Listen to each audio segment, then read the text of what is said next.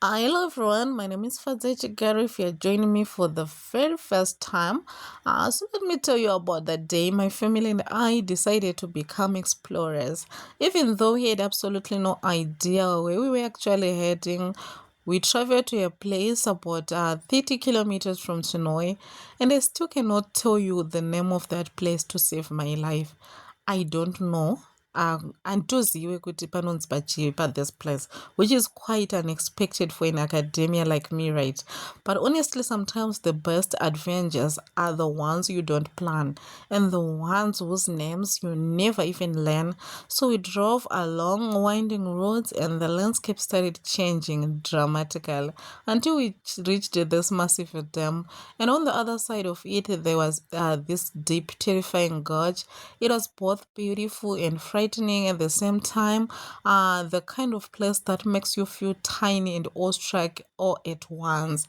Um, my husband was driving, and let me tell you, he's absolutely not a fan of heights. So his knuckles were white on the steering wheel, and he kept saying about how close the edge was. But me, I was enjoying Hang, taking in every single breathtaking view and feeling completely alive. So we drove along the dam, and I could not believe my eyes when I spotted canoes, gliding peacefully across the water with people paddling and laughing like they didn't have a care in this world. Then we saw fishermen casting their lines, sitting patiently on the rocks, waiting for their catch, and something about this scene moved me deeply. It felt so ancient and pure, like a picture straight out of the Bible. I was so touched that I actually decided to buy some fresh fish right there for my builders back home because I knew they would appreciate a good meal after all the hard work. And there's something special about food that comes straight from the source. But this trip wasn't just about the views or the fish, it was about working together as a family. So we parked the car and also started exploring on foot. So takadarika this way, tikabva takazodzoka futi after tambofamba futi netsoka, right? So my husband was leading the way, my son was on my back, and my little toddler holding my hand so tightly because she's still so new to this world and everything is exciting and dangerous all at once. So walking with my daughter was the most important part of the entire trip because toddlers, you know how they are. They are still experiencing life and learning about boundaries, and they have absolutely no sense of danger.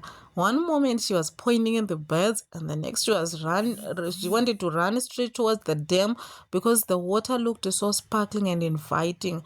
And I had to physically hold her back and think. If she runs there, you know the end. That is it. No coming back. So apa tatasvika kuma edges of the dam. So I kept holding my daughter's hand. And I used every step as a teaching moment, pointing at the water and telling her, "This is beautiful, my love." But we respect it from far away because we cannot see what is underneath. My son was on my back. Here, tata kudzoka ne road ish. Tata kudzoka futi. Apa tatichienda apa tata kudzoka. So, I was very grateful that we could share this moment. All full of us, no phones, no distractions, just the sound of the wind and the water and our footsteps on the earth. Now, let me tell you why this matters so much. Because nature is not just a pretty backdrop for family photos, it is actually a healer and a teacher in ways that no classroom or screen can ever replicate. When we step into the world, we are reminded that we are part of something much bigger than ourselves, and seeing that gorge and that dam made me think about the creator who designed it all, the one who carved those rocks and filled those waters with life. For my children, it was a living, breathing lesson. They saw canoes, they saw fishermen, and they learned that people rely on the water for their livelihood. They felt the wind on their faces. Papa chitonhorera. Kwakuchipisa but ipapa pachitonhorera. and the grass under their feet vakafila futi those grass, and they understood that the world outside the world outside is vast, is mysterious and wonderful. Studies even show that in nature it reduces stress, improves focus, and strengthens family bonds, because you are forced to slow down, you are forced to talk to each other, showing each other, "Wana kanui, oh, look at that fisherman," something like that. So you are forced to do that, to talk to each other and actually look at each other without the glow of a phone screen interrupting your connection. And honestly, as a mother, seeing my daughter's eyes widen at the sight of the gorge and my son pointing at the canoes with wonder, I knew that we were building memories that would stay with them forever. Memories of a family that took time to explore together, to be scared together, and to marvel together.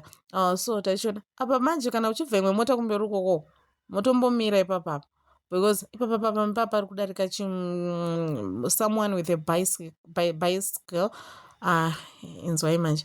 So we had to wait for him to pass, so that tozofambawo. Kana kuri kutobva imwe mota uko kutomira ende mungasangana pakati hamheno zvinyu, because I don't think it's wiser to reverse here, because yeah.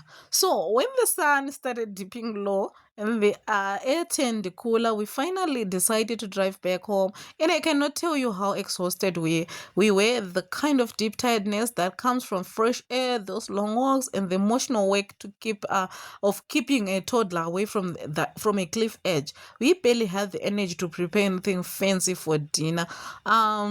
So we just pulled out some bread from the fridge, ate it quietly at the table, and collapsed into bed. And you know what?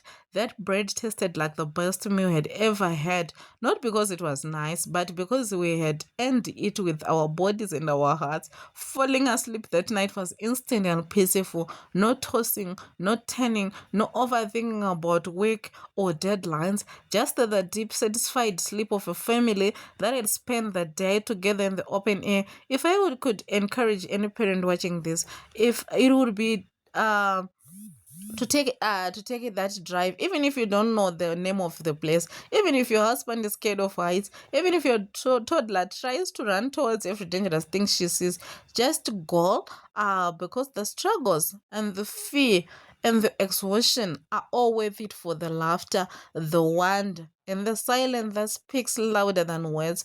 God did not put us on this earth to stay indoors forever. He puts us in a garden first, and every time we step back into nature, we are stepping back into His original design for us.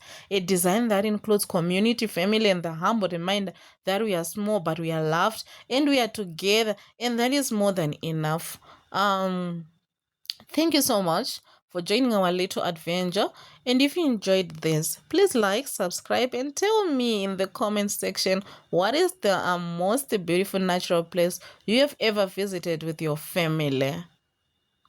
So here we're leaving the place. Tatakusiya demit mukuona, yeah, tatakutorisiya ipapa takutonanga kwedu kwatanga tabva. And it was a nice experience, I tell you, right? It was a nice experience. Look, we're leaving this place.